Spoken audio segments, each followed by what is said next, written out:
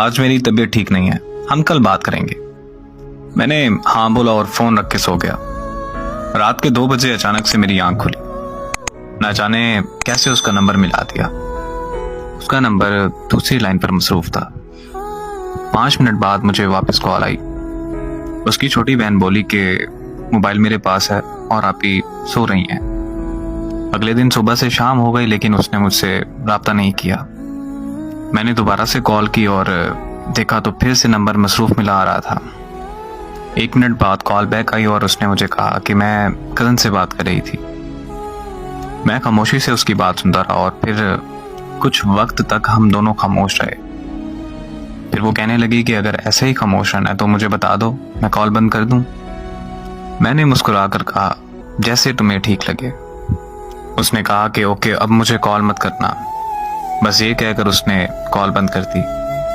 मैंने कुछ देर बाद उसे फिर कॉल कर दी। इस बार फिर से उसका नंबर मसरूफ आ रहा था। फिर उसने मेरी कॉल अटेंड की और वो बहुत खूब गुस्सा होने लग गई और मुझसे कहने लगी कि मेरी बात ध्यान से सुनो कि मैं अब तुमसे प्यार नहीं करती, मैं किसी और को पसंद करती हूँ। 6 साल का रिश्ता उसने एक पल में खत्म कर दिया। मैंने उससे पूछा कि आखिर कौन है वो लड़का।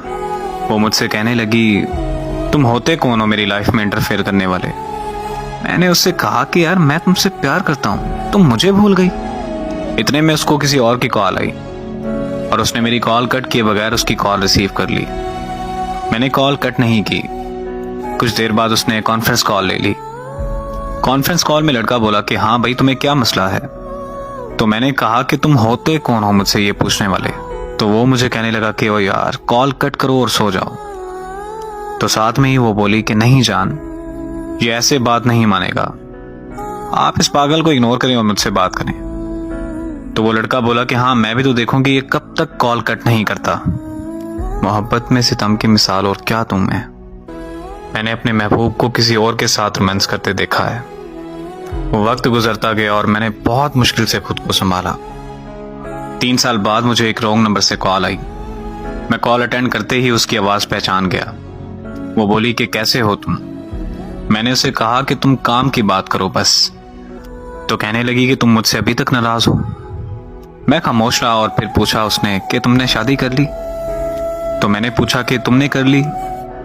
तो वो बोली कि लोग जिस्म चाहते हैं, शादी कहाँ करते हैं लोग। बात यह है कि जिससे आप मोहब्बत करते हैं उससे कभी मोहब्बत खत्म नहीं होती, लेकिन इस तरह करने से आपकी जिंदगी में उस शख्स का वजूद चला जाता है।